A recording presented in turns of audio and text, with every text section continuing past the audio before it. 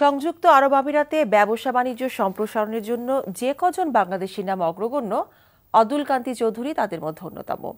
10টিরও বেশি ব্যবসা প্রতিষ্ঠান গড়ে তোলার পাশাপাশি বহু সমাজসেবামূলক কাজে নিবেদিত করেছেন নিজেকে। মধ্যপ্রাচ্যে পরিচিত করেছেন বাংলাদেশি ব্র্যান্ড। আমিরাত থেকে শিবলি আল সাদিকের পাঠানো রিপোর্ট।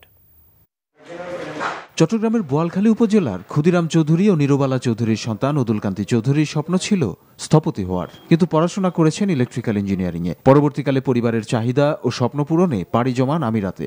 উদ্যোক্তা হিসেবে শুরু করেন নতুন যাত্রা। 1985 সাল থেকে শুরু, গত 30 বছরে গড়ে তুলেছেন ডজন খানেকেরও বেশি ব্যবসা প্রতিষ্ঠান। তার প্রথম প্রতিষ্ঠান আলমোহারিক পাম্পস ট্রেডিং বিশ্ববিখ্যাত মোটর পাম্পস, ফ্র্যাঙ্কলিন সাবমার্সিবল, পেড্রোলো স্পোর্নি, সায়ের, লোয়ারা পাম্পের মতো ব্র্যান্ডিং পাম্পসগুলোর সাথে পাল্লা দিয়ে মধ্যপ্রাচ্য আফ্রিকা অঞ্চলে বাজার তৈরি করেছে। ইউএইতে বিভিন্ন জায়গায় আলাইন, আবুধাবি বা বিভিন্ন জায়গায় যে মোটর পাম্প বিক্রি হচ্ছে বা রিপেয়ারিং এই জাতীয় যেগুলো হচ্ছে, কিন্তু এটা আমাদের এই জায়গা থেকে শুরু হয়েছে।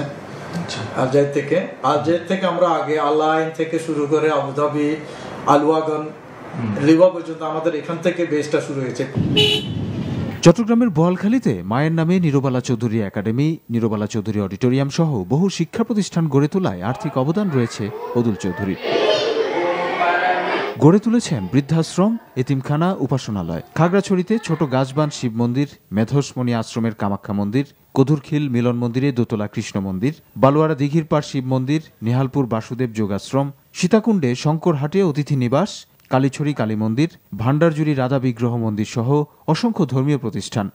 দাদা যখন আসে তখন তো আমাদের ঘরে জায়গাও থাকে না।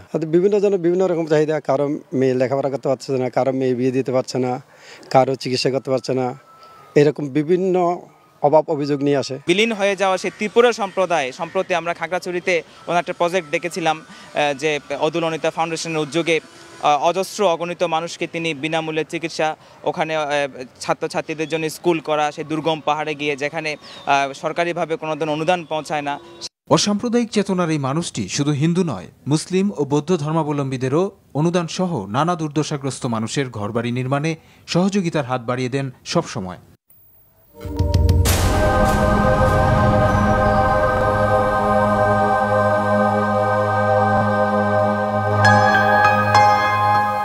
আন্তর্জাতিক সংবাদ। সিরিয়ার রাজধানী দামেস্কে সরকারি বাহিনী ও বিদ্রোহীদের মধ্যে যুদ্ধ বেড়েই চলেছে। নিরাপদ আশ্রয়ে বাড়িঘর ছেড়ে অন্যত্র নিরাপদ